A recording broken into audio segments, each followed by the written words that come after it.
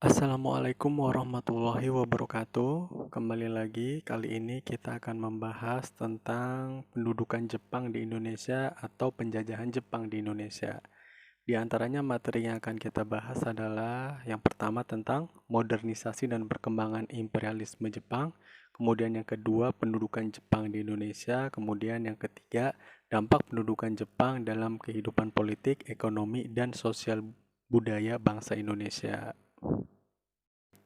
Yang pertama, modernisasi dan perkembangan imperialisme Jepang diawali dengan adanya restorasi Meiji, ya, atau awal modernisasi Jepang, ya. Dengan ini, Jepanglah negara pertama di Asia yang mengadopsi teknologi-teknologi hasil revolusi industri di barat.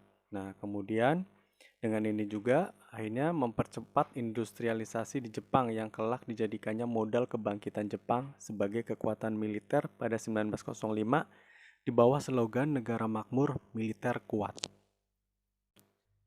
Nah, berikut adalah beberapa bidang garapan Tenno Meiji, ya. Yang pertama dalam bidang perindustrian, di mana Jepang mengadopsi teknologi dari barat, ya, dalam membangun banyak industrinya. Kemudian dalam bidang perdagangan, di mana Jepang juga mengembangkan pelabuhan-pelabuhan termasuk kapal dagangnya. Kemudian dalam bidang militer, Jepang juga menerapkan wajib militer bagi anak laki-laki yang berusia 21 tahun.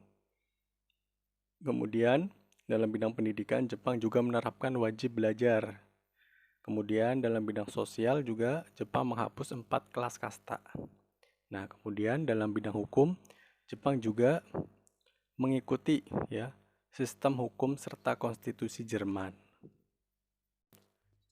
Untuk mengembangkan industri dan perekonomiannya, Jepang memerlukan 3 hal, diantaranya adalah pasokan bahan mentah, ya, kemudian jalur pelayaran yang aman, dan pasar bagi hasil-hasil industri-industrinya.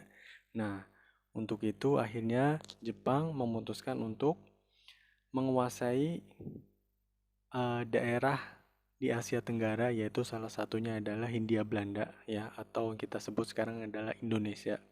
Nah, tetapi di sini Amerika bertanggung jawab untuk melindungi kepentingan Hindia Belanda di Indonesia. Maka dari itu, ya, terjadilah ketegangan antara Jepang dengan Amerika, ya.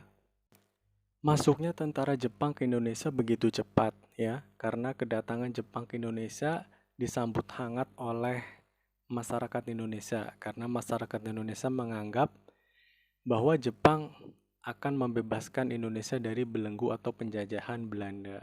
Nah, hanya tentara-tentara Belanda yang dihadapi oleh Jepang di Indonesia, ya, tetapi karena kekuatan Jepang yang lebih besar dari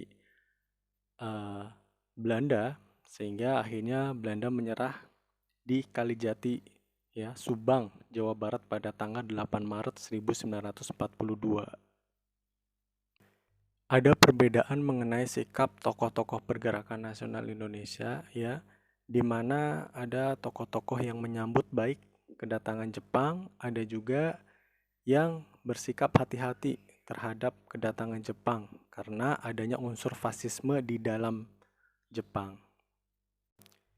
Pada masa penjajahan Jepang, Jepang membagi Indonesia menjadi 3 daerah militer, ya, yang masing-masing dikendalikan oleh Angkatan Darat. Kemudian dalam sistem pemerintahan, ya, Jepang juga membentuk yang namanya Tonarigumi atau yang sekarang kita kenal dengan istilah rukun tetangga atau RT. Kemudian dalam bidang politik, ya, Jepang membentuk organisasi Jawa Hokokai, ya, atau Himpunan Kebaktian Jawa, yaitu tugasnya adalah untuk mengumpulkan dana. Nah, kemudian dalam bidang tenaga kerja, Jepang juga membentuk yang namanya Romok Yokai, ya, atau panitia pengarah Romusa, ya, atau tenaga kerja. Nah, Romusa ini dibentuk untuk sebagai tenaga-tenaga pekerja, ya, yang dipekerjakan secara paksa oleh Jepang. Kemudian dalam sistem pertahanan, ya, Jepang membentuk organisasi-organisasi semi militer, ya, seperti Keibodan, Seinendan, Fujinkai, ya, Heiho, Peta, ya, dan sebagainya. Nah, tujuannya adalah untuk membentuk tentara cadangan, ya, dalam menghadapi musuh-musuh Jepang. Dampak pendudukan Jepang di Indonesia adalah di mana yang pertama dalam bidang politik, Jepang membubarkan semua kegiatan kemasyarakatan dan menggantinya dengan organisasi-organisasi bentukan Jepang. Kemudian dalam bidang ekonomi terjadi eksploitasi sumber daya alam ya maupun manusia ya seperti pengerahan Romusa ya. Kemudian dalam bidang sosial di mana banyak perempuan-perempuan Indonesia yang dijadikan sebagai wanita penghibur. Nah, kemudian dalam bidang kebudayaan ya di mana pengaruh Jepang di bidang kebudayaan lebih banyak dalam lagu-lagu, film, drama yang seringkali dijadikan sebagai propaganda. Kemudian pada zaman Jepang juga tidak ada pers ya yang independen, semuanya berada di bawah pengawasan Jepang.